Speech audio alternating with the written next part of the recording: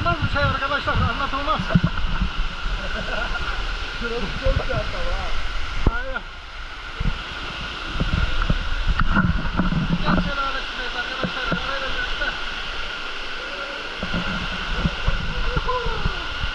Eğleniyoruz.